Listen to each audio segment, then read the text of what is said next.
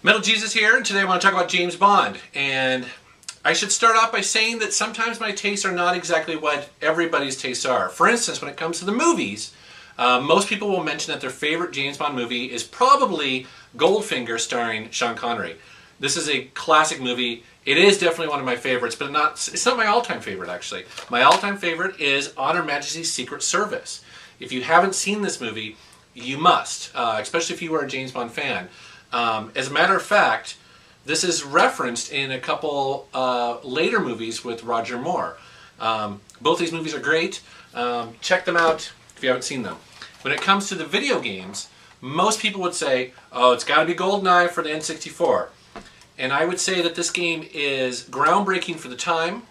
It's an excellent game. It's a little dated, but since I was a PC gamer, I already had some really great first-person shooters like Deus Ex, Thief, and even Half-Life. And so when it came to this, I was not quite as blown away as a lot of people.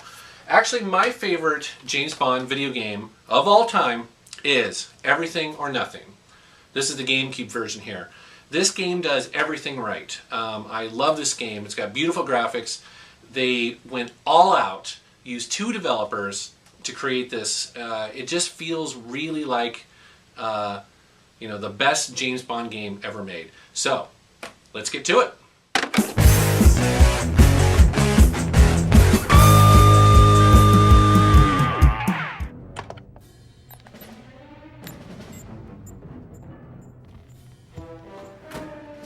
Now this game starts off, as any great James Bond game should, just over-the-top action right off the bat. James Bond sets a bomb, he leaps off a building, shoots his rappel gun, and then throws it right to the gamer. The first time I played this, I was just like, what the hell? I mean, basically, this is the first level. You're rappelling down the side of a building as it's exploding. Then it throws you into third-person combat right here. And all these bad guys are on the roof. But I tell you what, it's really satisfying. The gunplay in this is awesome. It's pretty easy to target. It's got auto-target, but it also allows you to really fine-tune your aim, basically. Like, you can shoot a dude in the head, you can shoot him in the leg.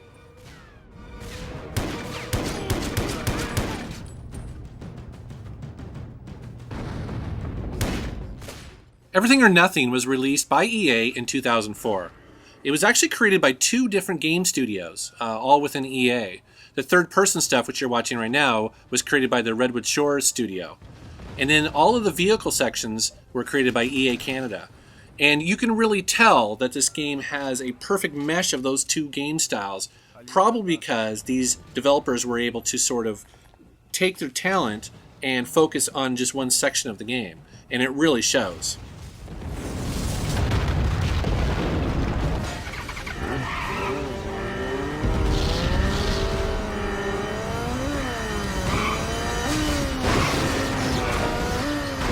Now here's the first vehicle section of the game, and what I didn't show here was that you actually had a choice. You can take the motorcycle, which is what I'm doing here, or you could have actually taken the car.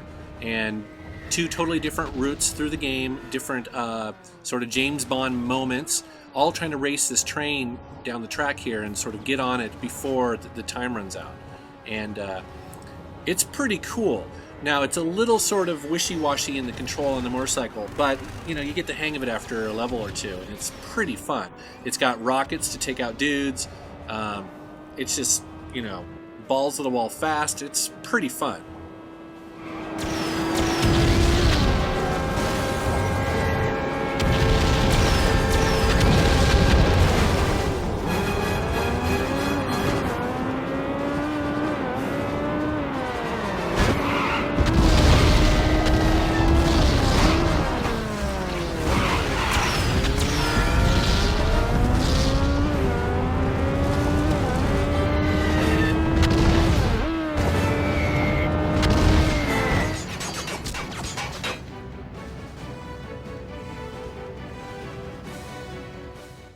This level here shows some of the more advanced toys or gadgets that James Bond gets later on in the game. For instance, I'm getting a nano suit that allows you to be stealthy whenever you're not firing your gun.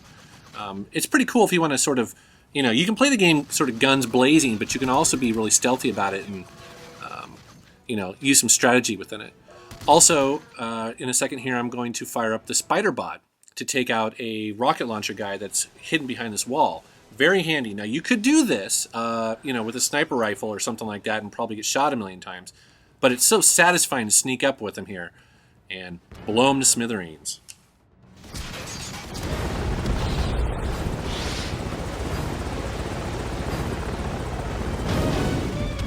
Now, this is one of my favorite levels of the game and really shows off just the benefit of having two developers who really, you know, are able to focus and optimize on certain parts of the game.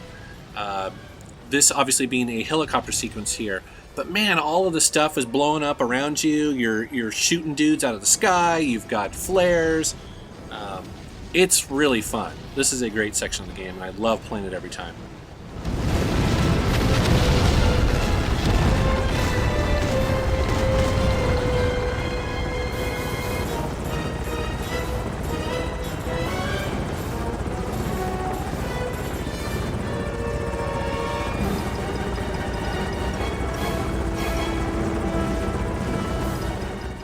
Now, like any good James Bond game, this has a bunch of great boss battles, and this is leading up to one. Now, you know, unfortunately, I don't have a lot of time to show you a bunch of great boss battles, but this is still pretty cool. You're going through an Egyptian ruin, and he blows a hole here, which leads outside, which then takes you to a boss battle with his big subterranean fortress coming out of the water. It's pretty cool. It takes a while to take this thing down. It's totally fun.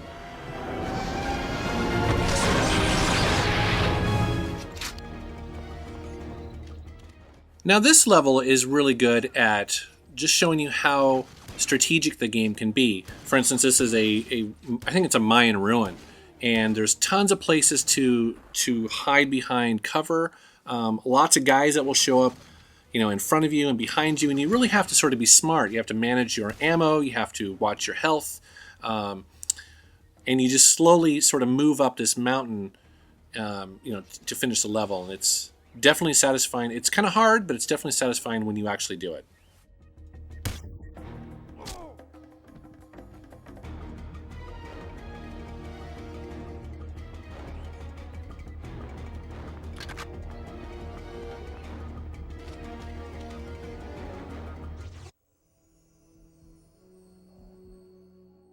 This game is actually pretty big. There's 29 single-player missions and then 4 additional missions that you can unlock.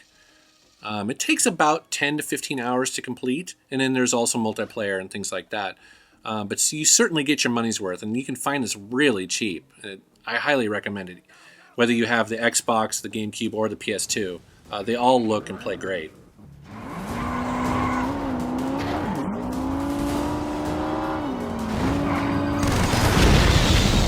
Diavolo mustn't be allowed to operate in New Orleans, 007. Return to his compound and destroy it.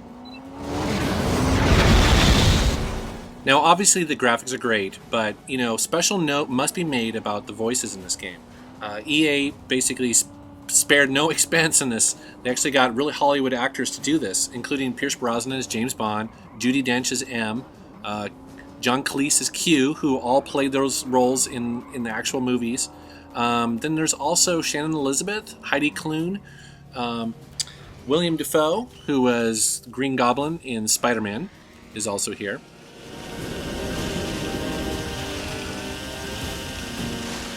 Now, I didn't have time to show it, but one of the really cool boss battles in this game is the actual character Jaws from the old classic 007 movies. And they got the original actor to do the voices. Pretty cool.